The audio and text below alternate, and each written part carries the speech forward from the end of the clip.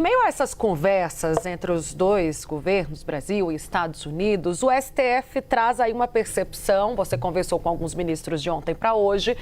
de que o bolsonarismo perdeu força junto ao governo do presidente americano Donald Trump. Há alguma avaliação mais precisa sobre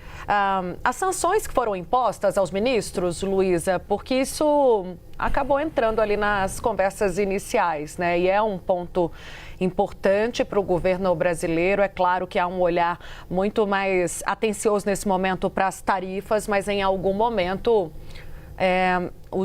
a retomada dos vistos, né, a aplicação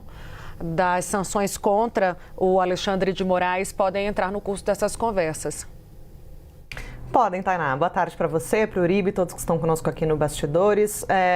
Tainá, o que acontece é o seguinte, Trump, naquela carta que enviou ao Brasil anunciando a tarifa de 50%, ele citava expressamente como motivo para essa sanção econômica, né, a atuação do Supremo Tribunal Federal, tanto no avanço das ações penais sobre a tentativa de golpe de Estado, que envolviam o ex-presidente Jair Bolsonaro, quanto o julgamento, né, ou os julgamentos envolvendo a responsabilização das Big Techs, né, das redes sociais ou das plataformas digitais. E isso tem passado ao largo dessas discussões, né? Hoje, a avaliação dos ministros é que isso virou um problema menor para Trump diante de um mercado norte-americano que está sentindo falta de produtos brasileiros e que quer resolver essa situação, até porque os próprios apoiadores de Donald Trump têm feito críticas cada vez mais crescentes em relação às suas decisões em termos de política econômica e comercial. Então, a avaliação dos ministros com quem eu conversei é de que Trump quer resolver os seus próprios problemas domésticos nos Estados Unidos em vez de dar ouvidos às alegações de Eduardo Bolsonaro e de Paulo Figueiredo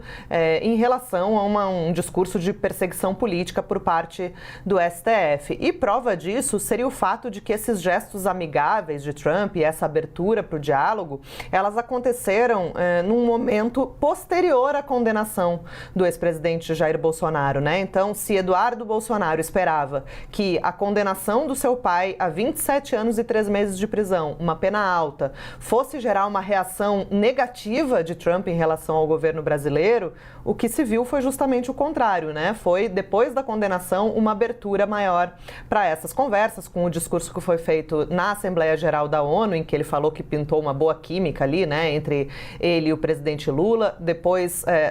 todas essas articulações para que esse diálogo que aconteceu agora entre Mauro Vieira e Marco Rubio pudesse, de fato, acontecer e abrir um espaço na avaliação dessas fontes com quem eu falei, Tainá e Uribe, para, primeiro, resolver essas questões econômicas e depois, quem sabe, né, ter uma margem aí para reverter essas sanções de cunho mais político, eu diria, que dizem respeito, como você disse, Tainá, à suspensão dos vistos de vários ministros, não só do Supremo, mas aqui da esplanada dos ministérios, do governo federal, e também a aplicação da Lei Magnitsky contra o ministro Alexandre de Moraes e também